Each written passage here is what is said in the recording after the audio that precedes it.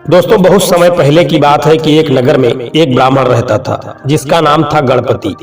उसकी एक सुंदर और गुणवान बेटी थी। जैसे ही उसकी शादी की उम्र हुई तो वो और उसका पूरा परिवार उसके लिए योग्य वर ढूंढने में लग गया।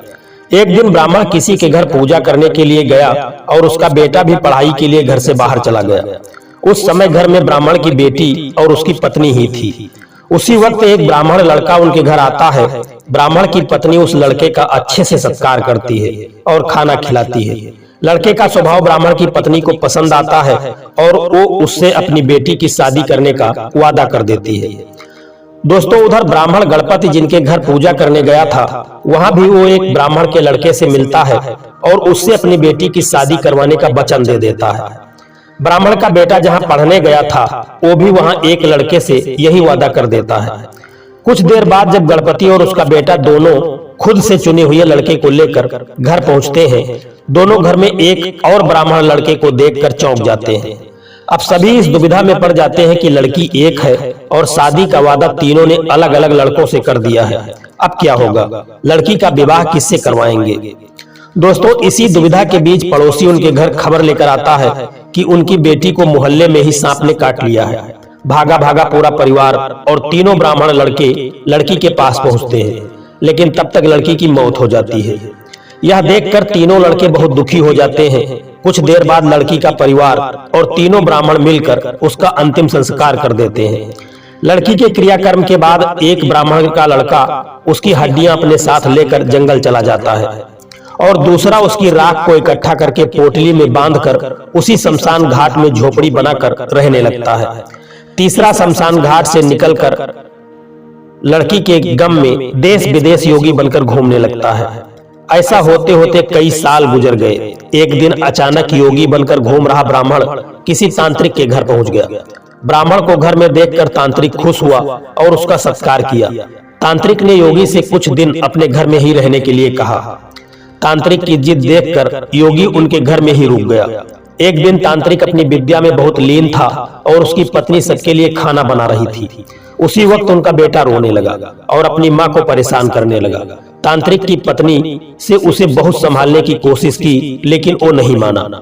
आखिर में तांत्रिक की पत्नी को इतना गुस्सा आया कि उसने अपने बच्चे की पिटाई कर दी। यह सब देखकर योगी ब्राह्मण बहुत नाराज हुआ और बिना कुछ खाए ही अपनी पोटली लेकर उनके घर से जाने लगा। इतने में तांत्रिक आया और योगी से कहा, महाराज, खाना तैयार है, आप इस तरह गुस्से में बिना खाए यहाँ से नहीं जा सकते। गुस्से में योगी ने कहा, मैं इस घर में एक मिनट भी नहीं रुक सकता। जहां ऐसी राक्षसी और दुष्ट स्त्री रहती हो, वहां मैं कैसे कुछ खा सकता हूं? इतना सुनते ही तांत्रिक झट से चूल्हे के पास जाता है और एक किताब से एक मंत्र पढ़कर अपने बेटे को जिंदा कर देता है। यह सब देखकर योगी हैरान रह जाता है। उसने सोचा कि अगर यह किताब मेरे हाथ लग जाए तो मैं अपनी पत्नी को भी जीवित कर सकता हूँ। योगी यह सोच ही रहा था कि उधर तांत्रिक बेटे को जीवित करने के बाद फिर से योगी से खाना खाने का आग्रह करता है।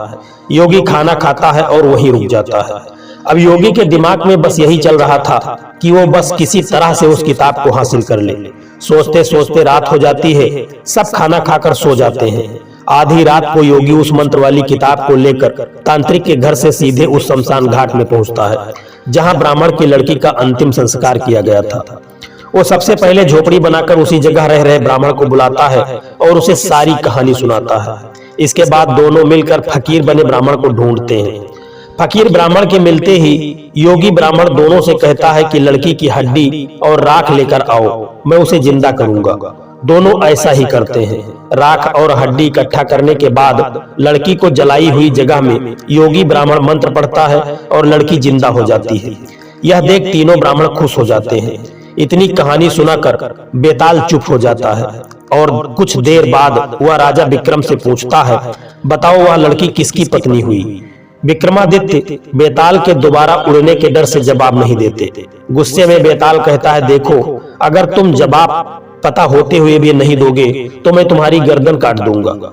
जल्दी से जवाब दो। इतना सुनते ही राजा बोलते हैं कि जो ब्राह्मण शमशान में कुटिया बनाकर रह रहा था वो उसकी पत्नी हुई। बेताल पूछता है कैसे? तब विक्रमादित्य जवाब देते हैं कि जो हड्डी चुनकर फकीर बन गया वो उसका बेटा हुआ, जिसने तांत्रिक विद्या से उसे जीवित किया वो उसके पिता के समान हुआ, और जो उसकी राख के साथ जीवन जी रहा था वो ही उसका पति हुआ।